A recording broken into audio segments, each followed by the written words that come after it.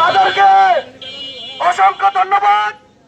আপনারা জানেন ভোলার মানুষ অত্যাধিক শান্তিপ্রিয়। তারা আমরা প্রথমেই এই জন্য শান্তিপ্রিয় কর্মসূচির মাধ্যমে আপনাদেরকে সজাগ করে দিলাম। আমাদের এই দাবি আপনারা আলোচনার মাধ্যমে সমাধান করুন, অন্যথায় কিন্তু আমাদেরকে দাবিয়ে রাখা যাবে না। আপনারা দেখেছেন ভোলার মানুষ কিন্তু প্রত্যেকটা গণতান্ত্রিক আন্দোলনে জনগণের যুক্তির দাবিতে সারা বাংলাদেশে সরব আছে। ভোলার মানুষকে দাবিয়ে রাখা যাবে না। এই 24 গণ অভ্যুত্থানে ভোলা থেকে অনেক অসংখ্য শহীদ হয়েছেন।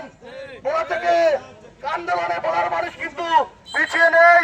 ভোলার মানুষ দাবি আদায় করতে জানে। ভোলার মানুষ জানে কিভাবে এই হায়নাদের হাত থেকে প্রান্তিক খামারিদের রক্ষা করতে হয়। প্রান্তিক খামারিদেরকে এই মাফিয়াদের হাত থেকে আমরা রক্ষা করবই করবো ইনশাআল্লাহ। এই মাফিয়ারা আমাদের দীর্ঘদিন শোষণ করে যাচ্ছে। এই শোষণ নির্যাতনের বিরুদ্ধে আজকে ভোলার প্রান্তিক খামারিরা জেগে উঠেছে।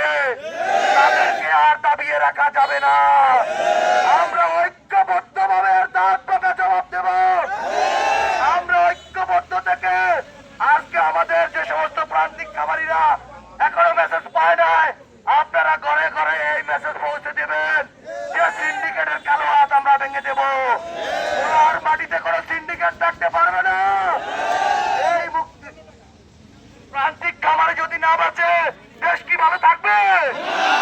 এই বাংলাদেশকে বাঁচাতে হলে প্রান্তিক খামারিদেরকে বাঁচাতে হবে। খামারি বাঁচলে দেশ বাঁচবে। এই দেশকে আমরা সুন্দর করে তুলতে, আগামী বাংলাদেশকে একটি স্বনির্ভর বাংলাদেশ গড়ে তুলতে আমাদের প্রান্তিক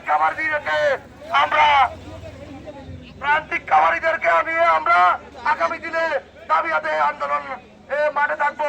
এই বলে আমি আমার বক্তব্য শেষ করছি। খোদা হাফেজ। বাংলাদেশ জিন্দাবাদ। আসসালামু আলাইকুম।